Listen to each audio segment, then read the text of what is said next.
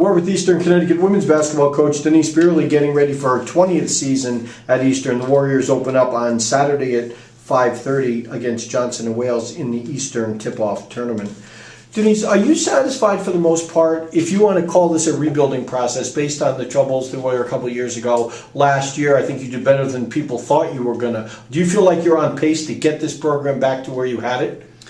I think we are. I think somewhat overall, we were disappointed last year in our overall record, our non-conference, wins. Pretty satisfied with where we finished in the league. As far as obviously playing tough conference, and we finished tied for third, and we felt we won we beat everybody in the conference at least once except Southern Maine, and so we did some good things, but we wish we would have represented the conference a little bit better. I think my goal going into last season would be that we would finish around 500, which we were below that, so that was a little bit disappointing. But in a rebuilding process, you don't always know the exact moment or time. I mean, your goals doesn't mean that that's the way it's exactly going to play out when you're rebuilding something. And I think at this point, ready to start the tip-off season again this year, I think on paper or what I see in the gym, I feel like we're ready to take that next step forward. But we have to do it. And it's really about these group of kids that we've brought in and got here. I've talked to them, a million times about, are you going to talk it or are you going to walk it? And that's really been our theme about, are you just going to go out there and, talk about being good leaders, talk about we need to score, talk about playing good defense, or are you actually going to talk about finishing games? Are we actually going to get over that hump this year and do it? And I mean, that's something that remains to be seen. What I'm seeing so far, I'm liking what I'm seeing. But once again, our schedule is very brutal, and we'll face a lot of really good teams in this first semester, and we'll have to see where we are. But I think we've put ourselves recruiting wise. We got the recruits I think we've needed, and I think we're ready to take that next step. Well, this year's junior class and this year's sophomore class got an inordinate amount of minutes in their first 2 years.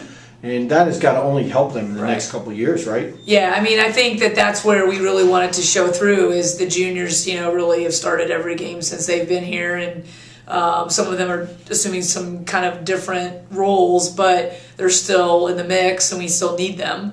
And they need to rely on their experiences, being maybe they weren't that positive ones, but we lost a lot of games, and then the good ones where we won some games maybe we shouldn't have. So I think they need to rely on that, and then take that next step forward where they really can take control of games and take control at the end of games, and because we lost so many games last year that we were in the games and just didn't finish them. But I do think the addition of having more of a bench this year will help that problem, because I just think there were some games we were out of gas and just didn't have the legs at the end to maybe they wanted to finish them, but they just didn't have the experience, or it just was could be a lot of different reasons. But I think we're in a better position with our bench this year to help that problem.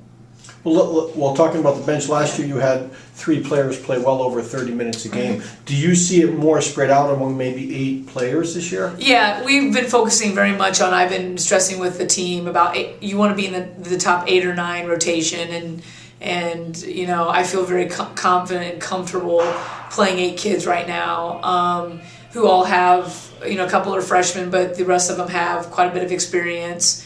And I think that, like I said, they need to use that experience and what they've learned and take advantage of what we're good at. And I feel a lot more confident with our bench, comfortable playing 8 kids, and trying to get those kids' minutes down to, some were over 30, but at least 30 or 28, 29 in that range. I mean, we'll have a couple kids like Christina and kids of that nature. Probably they'll play around 30 minutes a game, but trying to get them where, they've got something left in the tank. At the end of that game, the end of that week, the end of the semester, the end of the season. I mean, it all builds up on them if they're just, being played 40 minutes a game. And that's been a hard part the last couple of years. Well, can you talk a little bit about your core of your team is your sophomores and your juniors? Talk a little bit about a few of them and their roles. Well, I think, the junior class, Christina Forsman is the leader of that group, and she was named co-captain, and that was a reason for that because she's really been a stabilizing force for us, I think, on and off the court. She's a very good leader, and she's sets a very good example, and she works hard, and she plays nonstop year round, and she just has continued to get better, and she's a very solid player on both ends of the floor. I can't ever think of a play that I thought, she took the play off.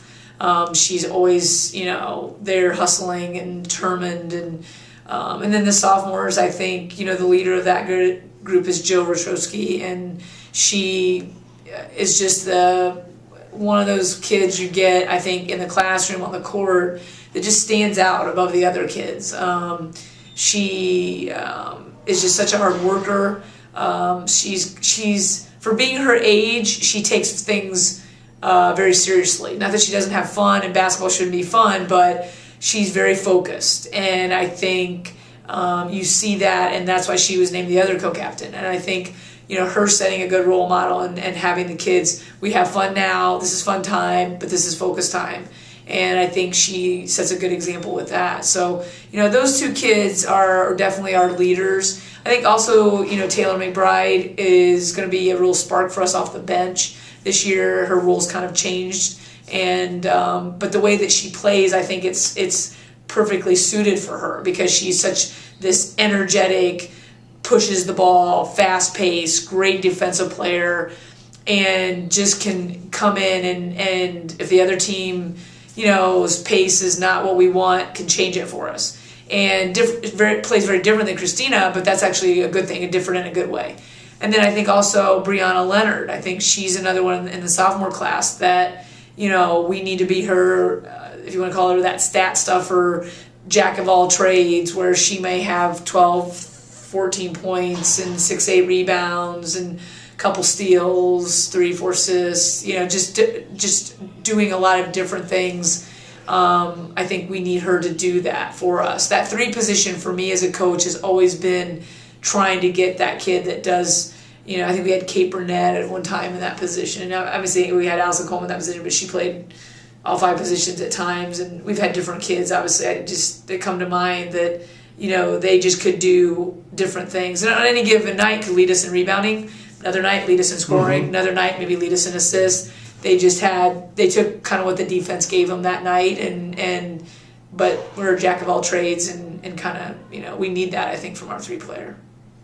Is there anything you didn't do well last year that you really emphasized this year that you want to be a better team at this year?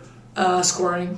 We just had, it sounds silly, but we just had too many droughts. Too many periods of, the basketball's a game of runs, obviously, and you're going to have your runs, but, you go 3 minutes, 1 basket, 3 minutes, 1 basket, 3 minutes, 1 basket. That's 6 points in 9 minutes. It's half the half. We just had too many droughts, and we just couldn't score, and I felt like a lot of times it got put on a couple kids' shoulders, just a shot clock winds down, and we got to huck up a shot, and so we've really tried to change some things offensively and put kids in a good position with their talents to use them and not have those long droughts. You're going to have them at some points, but not where there's like 3 in a row or 3 minutes at chunks at a time. And so, because I think it just puts so much pressure on us on defense and on our rebounding. We couldn't make a misstep. We couldn't make a misstep on defense. We couldn't make a misstep on boxing out. So it puts so much pressure on those 2 aspects, which I thought we were a very good team on those areas. But you can't ask those kids to play perfect in those areas. So if we can score more and get more and transition and get more, I call them effort baskets. Some people call them easy baskets.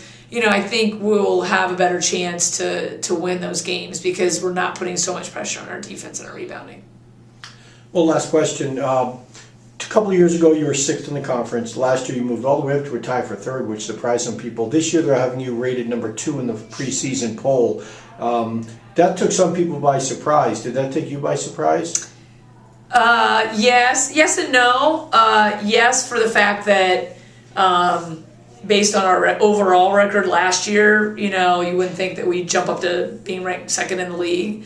But no, in the way of, I think my fellow Little East coaches are just trying to torment me because they get joy in that. So I think that to give me more sleepless nights than I already have trying to rebuild the program. But Gary Fifields comes to mind. yeah, doesn't he does, and Kim at Western, and yeah, some of them. I So want to put the pressure on you, yeah, right? so they'd rather have Eastern up there than themselves, and you know, that type of thing. Because I'm sure myself, you know, I've been known to vote Eastern lower, and we've got to vote for ourselves. So yeah, I mean, it's a fun thing. We take it as a fun thing. It's a it's a preseason poll, and it's fun. I think for the conference, but it is what it is, and we still got to go out and win games, and we're still trying to rebuild something, and you know, that's where our focus is. But yeah, so hopefully we can live up to it and have a great season.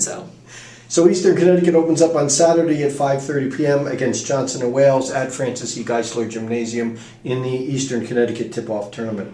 Denise, thank you. Thank you.